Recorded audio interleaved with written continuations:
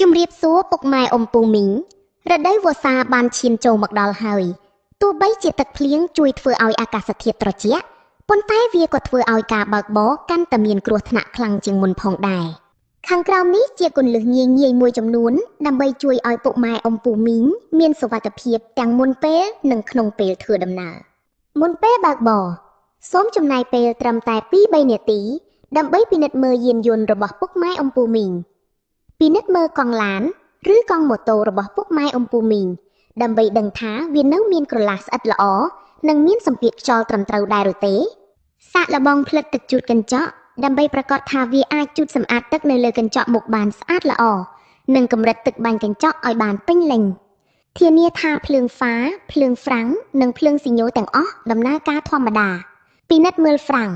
ប្រសិនបើមានការព្យាករណ៍ថានឹងមានភ្លៀងធ្លាក់ខ្លាំងឬមានការលិចលង់សូមពិចារណាពន្យាពេលធ្វើដំណើរប្រសិនបើអាចធ្វើទៅបាន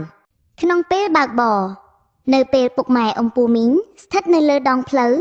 សូមបន្ថយល្បឿននិងរក្សាគម្លាតឲ្យបានឆ្ងាយជាងមុនរវាងយានយន្តរបស់ពុកម៉ែអ៊ំពូមីងនិងយានយន្តខាងមុខ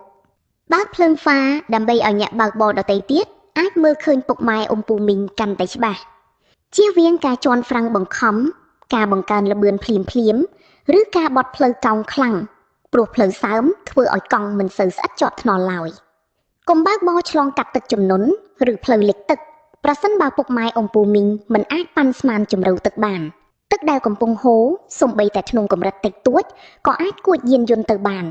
ឬអាចបិទបាំងជង្ហុកដីនិងផ្លូវខូចដែលគ្រោះថ្នាក់ប្រសិនបើមើលផ្លូវមិនច្បាស់ខ្លាំងត្រូវអែបឡាននៅកន្លែងដែលមានសុវត្ថិភាពហើយរងចាំរហូតដល់មេឃស្រឡះបន្តិចសូមបើកភ្លើងអាទិភាព Hazard Lights តែក្នុងករណីដែលយានយន្តរបស់ពុកម៉ែអ៊ំពូមីងឈប់នៅកន្លែងដែលមានសុវត្ថិភាពប៉ុណ្ណោះការរំលឹកចុងក្រោយ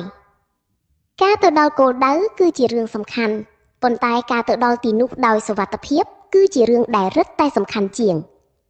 ការត្រៀមខ្លួននិងការបើកបរដោយប្រុងប្រយ័ត្នត្រឹមតែ 2-3 នាទី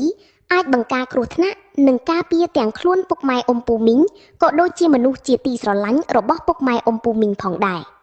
សូមអរគុណសម្រាប់ការតាមដានស្ដាប់កម្មវិធីសូមបើកបរដោយការយោគយល់មានស្មារតីប្រុងប្រយ័ត្ននិងសូមធ្វើដំណើរដោយសុខសុវត្ថិភាពទាំងអស់គ្នា First Finance ដៃគូដំណោះស្រាយហិរញ្ញវត្ថុផ្នែកលំនៅឋាន